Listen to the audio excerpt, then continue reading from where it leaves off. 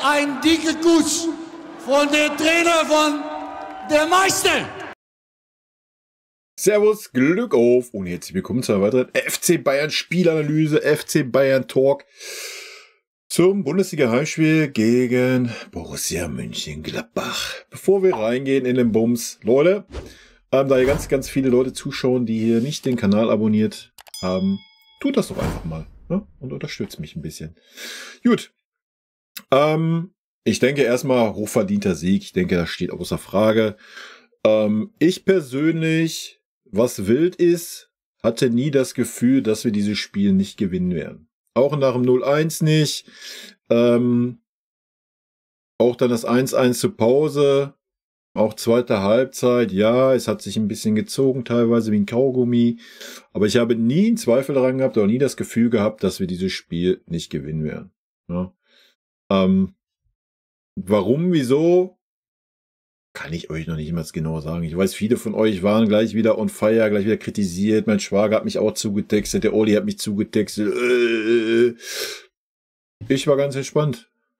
Ich habe mich in dem ganzen Spiel dreimal aufgeregt. Das war zweimal über Libo, einmal über Musiala. Da kommen wir später noch zu.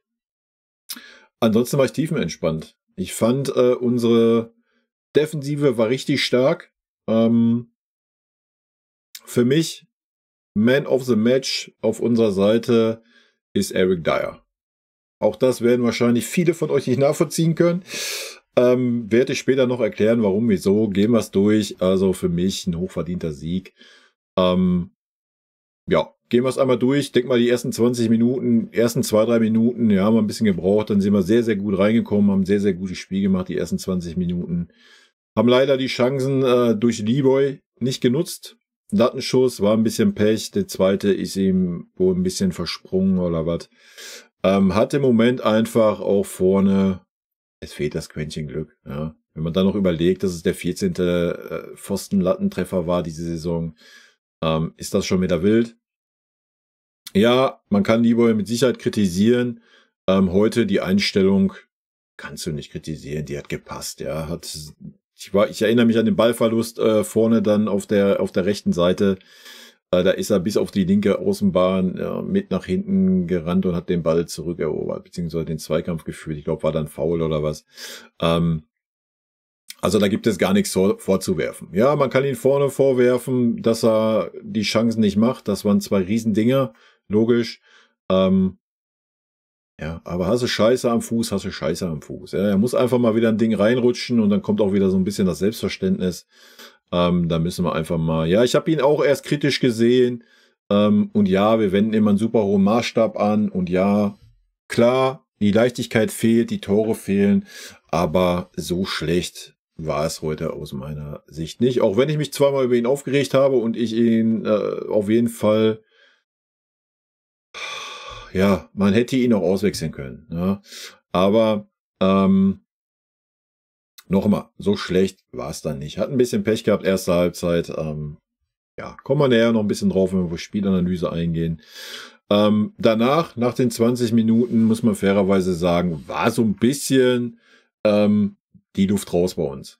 Ja, dann war wieder so, also erste 20 Minuten war super, wir haben super viel Bewegung gehabt, jeder, der Ballführende war, hat Anspielstation gehabt, jeder hat sich angeboten, vorne war Bewegung drin, dann so nach 20, 22, 23 Minuten auf einmal komplett weg. Ja, die ärmsten Säue waren wieder unsere Innenverteidiger, die haben den Ball gehabt und es war keinerlei Bewegung da. Keinerlei Bewegung, auch vorne keinerlei Bewegung, jeder, der den Ball vorne gekriegt hat, ich weiß nicht, das war so, als hätte einer den Ausknopf gedrückt und wir haben die Bewegung einfach ohne Ball eingestellt. Das war sehr wild zu sehen. Ja. Wenn du vorne die Dinger nicht machst, legst du dir hinten ein Ei ins Nest. Ja, und genau das ist passiert mit dem Tor von Gladbach dann.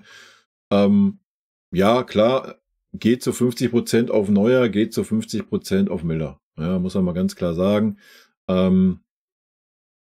Auch davor die Geschichte, wo Neuer da den Ball dann noch runterpflückt, weiß ich nicht, was diese Aktion sollte.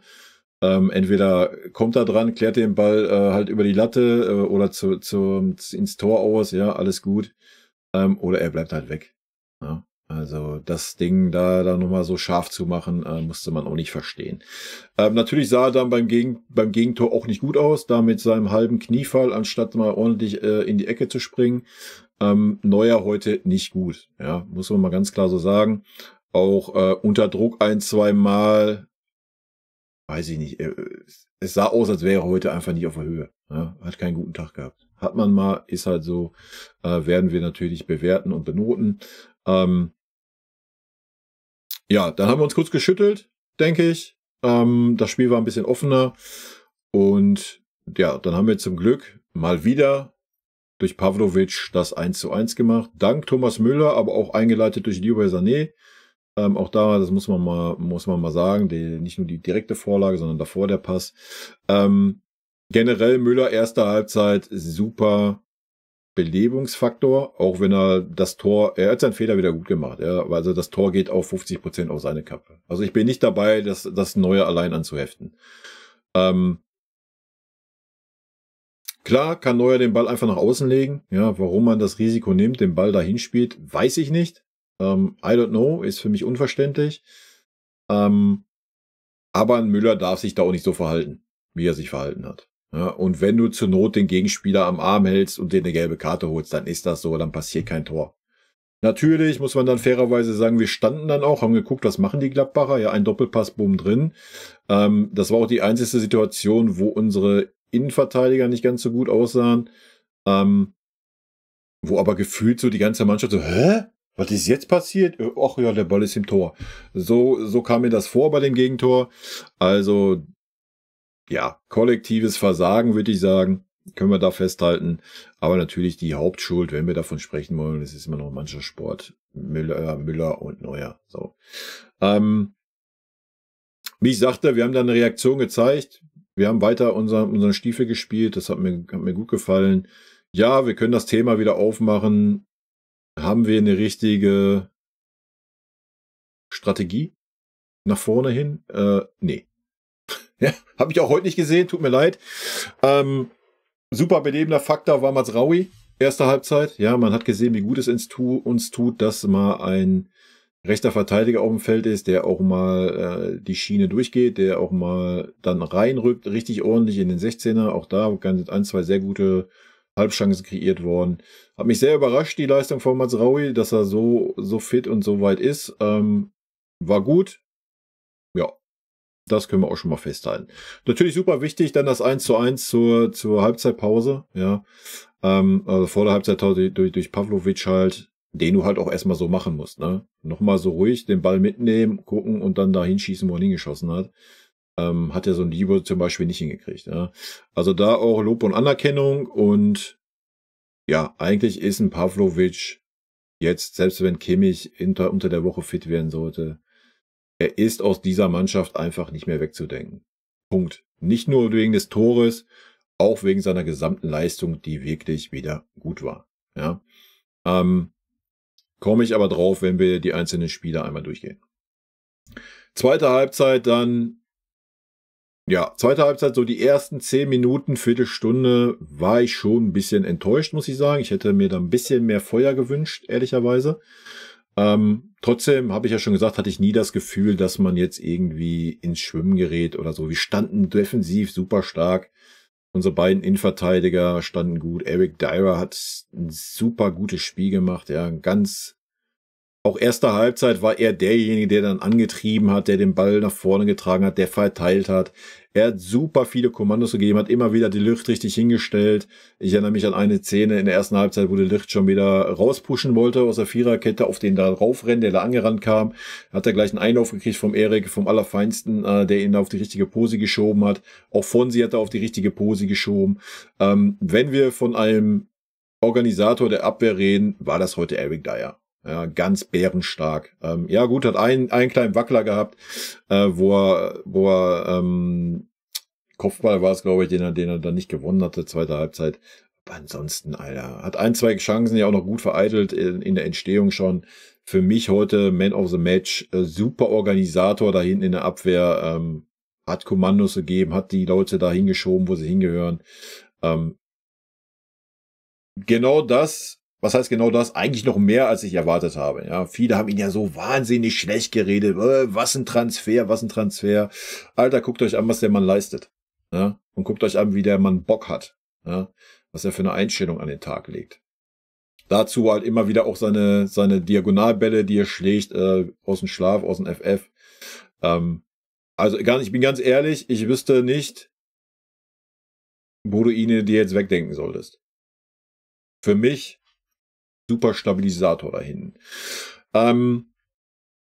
Ja, dann zweite Halbzeit haben wir natürlich das Tor gemacht dann, 70. Haben viel Geduld bewiesen, ja, haben es immer wieder versucht.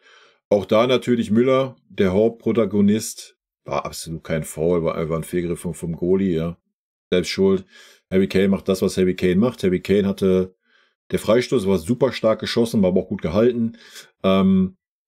Hat sich sonst sehr schwer getan, war auch nicht gut im Spiel, wurde einmal gut eingesetzt von Leroy, hat er sich dann für die kurze Ecke entschieden, anstatt ihn in die lange Ecke zu legen.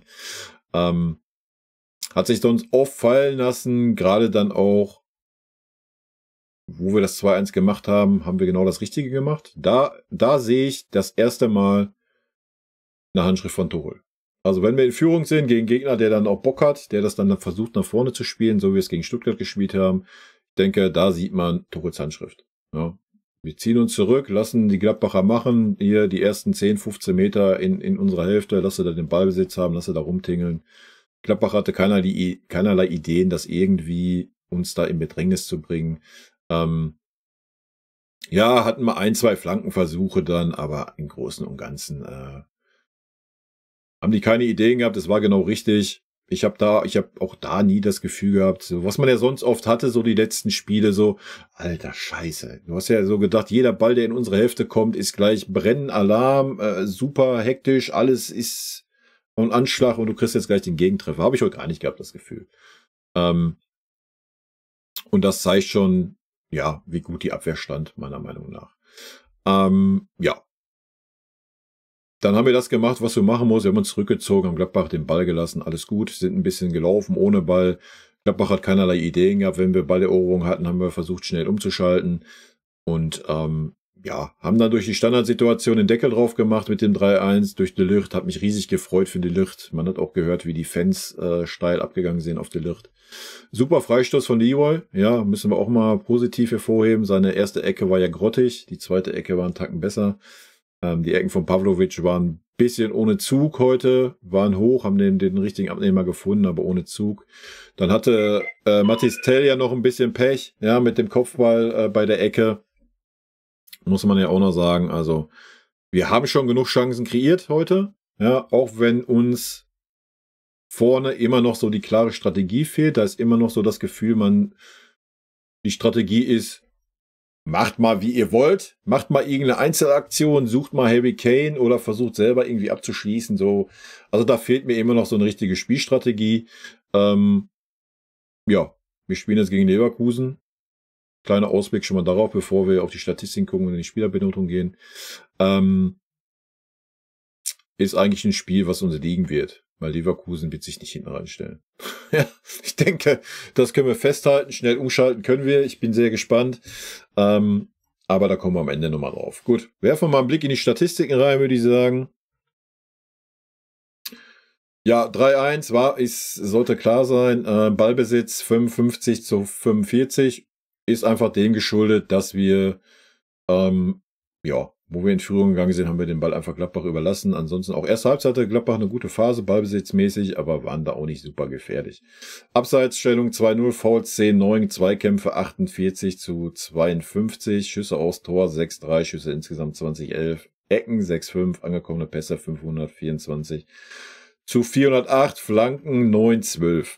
Schüsse insgesamt Harry Kane 3, De Ligt 1, Pavlovic 1, Torschussvorlagen Sané 1, Müller 1, gewonnene Zweikämpfe, Mazraoui 5, Musiala 5, Pavlovic 5, Ballkontakte 102 De Ligt, 95 Dyer, 86 Pavlovic. Ja. Jo, genau. Ich lasse nochmal laufen, Leute. Ne? Abonniert den Kanal, lasst einen Daumen da, wenn es euch gefallen hat. Gerne einen Kommentar. Wisst ihr schon mal Bescheid. Gehen wir mal in die einzelne Spielerbenotung, Bewertung rein. Neuer sehe ich heute bei einer 4. Einfach aufgrund dieser, habe ich gerade schon erzählt, einmal den Ball, den er da noch irgendwie, weiß ich nicht, Ja, ich verstehe, dass er da hingeht. Vielleicht wäre er sonst da reingetickert, der Ball, alles gut. Ja, dann musst du ihn halt ins Tor ausklären. Ne? Und da nicht irgendwie das Ding so scharf machen. Dann der Abwurf da auf den Müller. Wild, völlig sinnlos, weil außen die Spieler freistanden. Völlig aus der Bedrängnis raus. Ich weiß es nicht, warum man das macht. Also, kleiner Aussetzer wahrscheinlich, von daher für mich heute Note 4. Dyer für mich eine Note 2, wie gesagt, für mich heute Man of the Match bei uns. Hat die Abwehrkette super organisiert, hat die Leute da zurechtgewiesen. Ist genau das, was uns fehlt. Ja, muss man einfach so sagen. So, einfach ein Kommunikator da hinten, der Anweisungen gibt, der die Verantwortung aber auch nimmt. Ja, einfach rein, bam, hier bin ich. Auch nach vorne den Ball aufgetragen. Spieleröffnung mit Diagonalbällen, alles drum und dran. Für mich ein super Typ, ein super Spiel, Note 2. De Ligt aufgrund seines Tores und auch der recht souveränen Leistung eine gute 3, aber auf jeden Fall einen Tacken schlechter als Dyer. Wie gesagt, Dyer hat ihn 2-3 Mal, musste ihn zurechtweisen, dass er doch die Posi halten soll und so weiter. Aber De Ligt ist auch auf aufsteigende Form. Ja, und hat mich super gefreut, dass er das Tor gemacht hat. Hat einen schweren Stand unter Tuchel, wird er auch weiterhin haben, denke ich. Und leider wird so ein Dyer auch, sobald ein Upa fit ist, sobald ein Minje wieder da ist, wahrscheinlich direkt aus der Mannschaft fliegen. Was super schade ist, aber ist mein Take-Counter 1, war. So wird es leider kommen. Fonzie Davies, ich denke, ich habe es schon im letzten Spiel gesagt, ja, man muss so einen Spieler halt nicht verhätscheln, sondern einfach mal ein Spiel auf die Bank setzen. Mal sagen, Junge, hier, mal zeigen. Ja, da muss man gar nicht rumsprechen. Einfach mal auf die Bank setzen und dann rafft der Spieler mal, oh, ja, meine Leistungen haben jetzt so nicht mehr gereicht. Ich denke, das hat bei Fonzie gezündet. Heute gerade nach hinten hin, ja, muss man ja mal lobend erwähnen. 2-3 Mal richtig stark gewesen, richtig da auch reingegrätscht, hat sich dann ja leider verletzt. Hoffen wir, es ist nichts Ernstes. Hoffentlich vielleicht nur eine kleine Zerrung oder sowas. Super stark. Man hat auch gesehen, dass er für den FC Bayern brennt. Ja, ich weiß nicht, ob da im Hintergrund irgendwas durch ist. Die Real Madrid-Gerüchte, was weiß ich, hat man das endlich mal aus dem Kopf verbannt. Man hat heute wieder das Gefühl gehabt, so Fonzie Davies reißt sich einen Arsch auf für unseren Club. Ja, das hat mich sehr gefreut. Habe ich schon gegen Augsburg die aufsteigende Tendenz gesehen. Viele bei euch nicht. Jeder wie er meint. Für mich Fonzie heute auch eine gute 3. Mazraoui gehen wir gleich in dieselbe Kerbe, auch eine gute 3. Gerade offensiv natürlich bärenstark da vorne. Ja, hat sich so oft eingeschaltet, so oft dann auch in den Strafraum auf die Grundlinie gelaufen, hat auch 2-3 Mal den Ball gekriegt, Zusammenspiel mit Müller und Sané war okay. Defensiv, ja, 1-2 Mal, ja, kannst du drüber reden. Aber im Großen und Ganzen, dafür, dass er so lange nicht da war, eine gute Vorstellung. Und ich denke, auch da wird Boye ein bisschen mit reinspielen, dass einfach mal Konkurrenzkampf da ist, Konkurrenzdruck, ja, dass man liefern muss, dass man jetzt nicht sagen kann, oh ja, ich spiele jetzt mal meinen normalen Stiefel, schaukel mir die Eier, weil ich hier keine Konkurrenz habe. Ich denke, auch das ist ein Faktor, von daher sehr gut. Goretzka tue ich mich ein bisschen schwer. Deon fand ich heute gerade erste Halbzeit nicht gut. Erste Halbzeit muss ich mit einer 4 bewerten, zweite Halbzeit würde ich sagen, war eine 3. Von daher eher eine 3-. Ich weiß, werden viele anders sehen. Leon hat defensiv einen guten Job gemacht, gar keine Frage. Ja, ganz souverän, hat er mir gut gefallen. Offensiv hat er heute den Kimmich gemacht. Ja, das Spiel super oft den Speed rausgenommen und dann hier angezeigt, wie Kimmich immer. Ich weiß nicht, ob das so ein Verantwortungsding ist. Ich habe keine Ahnung. Das Spiel super langsam gemacht. Oft die Schnelligkeit aus dem Spiel genommen, den Ball immer nach hinten gespielt, quer gespielt. Wenn du das dann mit so einem Pavlovic vergleichst, der ungefähr 80% seiner Bälle einfach nach vorne gespielt hat. Einfach nach vorne. Und sie haben fast immer den Mann gefunden. Ne? Klar hatte ab und wann auch mal einen Querpass oder einen Ball nach hinten gespielt, wenn vorne alles komplett zu war. Aber Leon hat das gar nicht hingekriegt. Leon hat fast jeden Ball hinten und quer gespielt. Hat mir offensiv habe ich mir Guerrero gewünscht zur zweiten Halbzeit, dass da einfach auch mal ein bisschen Kreativität reinkommt. Hat mir nicht gut gefallen. Defensiv völlig gut, ja. 100 Pro, habe ich auch immer gesagt, Goretzka wäre ein guter Sechser. Aber teilweise hat dann das Bindeglied gefehlt, ja, hat man gemerkt. Aber dann war es ja auch teilweise so, dass Pavlovic eher der Achter war und Goretzka eher der Sechser. Dann war es gut, ja. Pavlovic hat das Spiel super schnell gemacht, immer gleich gespielt, gar nicht lange rumgefingert, gar nicht irgendwie 20 Kilometer mit dem Ball gelaufen, was ein Leon teilweise auch gemacht hat. Also ich erinnere mich an eine Szene rechts außen. Er läuft 30 Meter wie Kimmich mit dem Ball. Und was macht er dann? Spielt den Ball über 2 Meter auf den Sané, Alter. Da könnte ich außer Haut fahren. Junge, Alter. Ganz wild. Nochmal defensiv super gut. Alles gut. Hat sich reingehauen, hat gekämpft, hat geackert. Nach vorne war schwach. Von daher, ja, insgesamt eine 3- für mich. Sané sehe ich auch bei einer 3-, muss aus seinem Potenzial mehr machen. Punkt. Ja. Was man ihm zugutehalten muss, keine negative Zeit. Ja, ein kleines heute habe ich gesehen, ja. Ich sehe ja alles, macht euch keine Sorgen. Aber ansonsten, defensiv hat er sich reingehauen, hat geackert, hat sich nicht hängen lassen, hat es immer wieder versucht, auch vorne. Hat natürlich auch einen schweren Stand gehabt, da teilweise auf der rechten Seite, dass da immer 2, 3 Gegenspieler waren. Hat 1, 2 gute Aktionen gehabt, hat wie gesagt das zweite Tor mit eingeleitet. Hat 2 sehr, sehr gute Chancen erster Halbzeit gehabt. Hätte er davon eine reingemacht, hätten wir gesagt, Leroy, super, du bist der Geiz. Hätte er beide gemacht, wäre wieder Weltklasse. Also von daher immer mal ein bisschen locker bleiben. Es war okay, ja, für mich eine 3-, weil er eine von den beiden dicken Chancen musst du machen mit seiner Qualität. So, dann kriegt er eine Note 2, wir gehen glücklich nach Hause, alles ist gut. Musiala heute 4. Musiala ist heute, das war keine 3. Also das war tot. Die auf der linken Seite völlig tot, völlig sinnbefreit. Keinerlei Impact aufs Spiel. Ja, hat seine Dribblings ein einziges Mal, was? Erst über die zweite Halbzeit, oder was? Ein einziges Mal, wo es wahrscheinlich geklappt hat, was man sich dabei gedacht hat. Dass er sich mal durchkombiniert hat und mal aufs Tor geschossen hat. Ein einziges Mal in 90 Minuten. Alles andere war Rotze. Ja, alles andere war Rotze.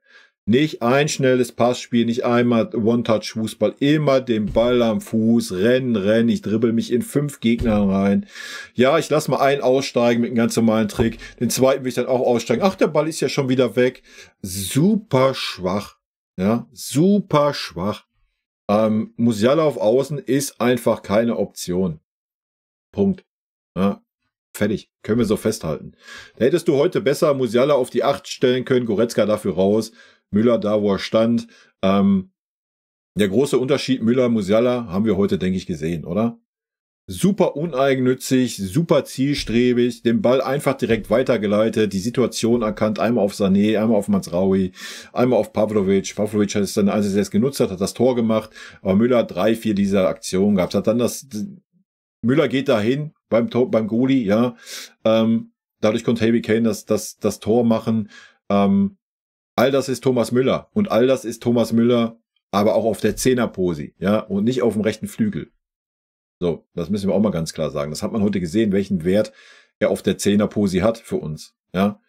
All das, was Musiala die letzten Wochen nicht zeigt, immer den Ball annehmen, immer dribbeln, immer Mama, ich will irgendwas zeigen, ich will Kunststückchen A, B, C machen. Nee, leit den Ball doch einfach weiter, spiel ihn in die Gasse rein. Super schnelles Spiel von Müller, super stark heute. Ja, Müller hat heute gezeigt, wo er da ist, was er für die Mannschaft ist. Ja, und er wurde mal endlich von Anfang an gespielt und wurde nicht wieder in der 87. Minute eingewechselt. Dass man dann dafür Musiala auf den Außen zieht, habe ich persönlich nicht gefühlt. So, fertig. Na klar, gegen Gladbach ist natürlich das Argument da, Goretzka mehr defensiv, stark, alles gut, fühle ich. Ja, dann hätte man aber auch mal sagen können, wir lassen den Musiala mal draußen. Wo ist das Problem? Ja, wenn da heute ein Tell gestanden hätte auf Außen, wo da Musiala war, ich denke, das hätte keinen Unterschied gemacht. Außer, dass ein Tell vielleicht endlich mal eine Butze gemacht hätte und endlich mal sein Zutrauen gewonnen hätte. Weil die Leistung, die Musiala da gezeigt hat mit seinen 20 Millionen Ballverlusten in irgendwelchen Dribblings, hätte ein Tell auch hingekriegt. Ja, zweite Halbzeit, dann waren ja die Wechsel durch. So, wann war's? Lass mich mal gucken. 71. Dann war ja Musiala mittig. Dann war es einen Tacken besser, aber auch komplett zu verdribbelt, zu verspielt. Ja. Konnte keine wirklichen Akzente setzen, meiner Meinung nach. Von daher für mich Note 4. Alexander Pavlovic für mich ganz klar Note 2. Ja. Schwächen, habt ihr heute eine Schwäche gesehen? Ich glaube, ein Ball, den er mal nach vorne gespielt hat, kam nicht an auf Leroy, der wurde abgefangen. Ansonsten gefühlt, wählt gerne die Statistiken, verbessert mich in den Kommentaren, kein Problem. Ansonsten gefühlt nicht ein Fehlpass. Super ballsicher, super viel in Bewegung. Immer der den Ball nach vorne spielt, der das Spiel schnell macht, was ein Goretzka nicht konnte, was ein Kimmich nicht kann. Geht dann aber auch noch mit in den Strafraum rein, was eigentlich Leon Goretzka seine Stärke ist, ja, und macht das Tor noch. Ja, das muss er dir ja mal geben. Wenn du den Jungen wieder auswechselst, aus der ersten 11 rauskickst, wenn Kimmich wieder da ist, ganz ehrlich, dann hat der Tuchel für mich einen an der Birne. So, das kann ich schon mal jetzt vorwegnehmen. Ja, also der Junge ist einfach aus dieser Mannschaft nicht mehr wegzudenken. So. Entweder machst du eine Doppel-6 mit dem Kimmich, dass ein Kimmich dann auch ein bisschen offensiver ist. Werden wir sehen, wie das klappen sollte. Aber du kannst den Pavlovic nicht für den Kimmich opfern. Ja. Auch er hat die Sechser-Position, er hat sie nach vorne eingeschaltet, aber immer auch wieder rechtzeitig auf der Position gewesen. Was man da sagen muss, das Zusammenspiel, die Abwechslung mit Goretzka hat super geklappt. Ja, wenn Pavlovic vorne war, war Goretzka hinten und umgekehrt. Das hat wirklich super geklappt, das Zusammenspiel. Da muss man Goretzka auch mal lobend noch mal erwähnen, auch wenn er so seine Schwächen in der Offensive hatte.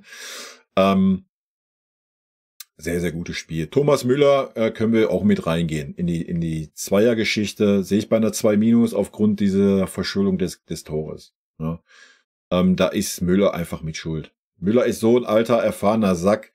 Er weiß genau, wenn der Ball so kommt, was der Abwehrspieler hinter ihm machen wird. Dass er ihnen Druck machen wird. Ja. Und sich dann ich weiß nicht, was er da für eine Körperbewegung gemacht hat, um zu versuchen, ich weiß nicht, ob er darauf spekulieren wollte, kann ich das irgendwie als Foul darstellen, anstatt einfach dagegen zu halten, den Ball entgegenzulaufen und den Ball einfach nach außen zu legen. Punkt. Ja. Aber ansonsten ein sehr, sehr gutes Spiel von Müller. Ja.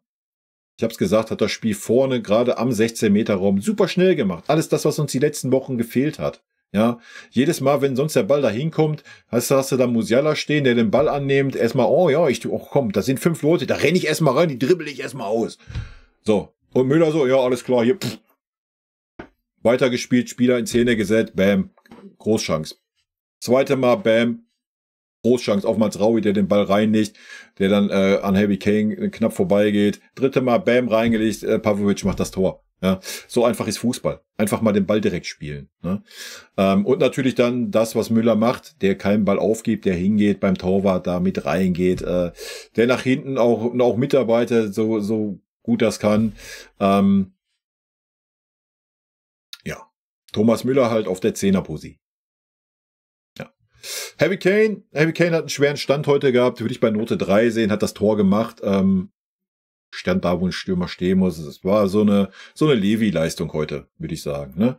So eine Levi-Leistung passt am besten. Hast du nicht groß aufgefallen, hat das Ding gemacht. Es war noch einen Tacken besser wie eine Levi-Leistung, weil er defensiv im eigenen 16er 2-3 Mal den Kopfball da gemacht, hat den Ball da rausgeköpft.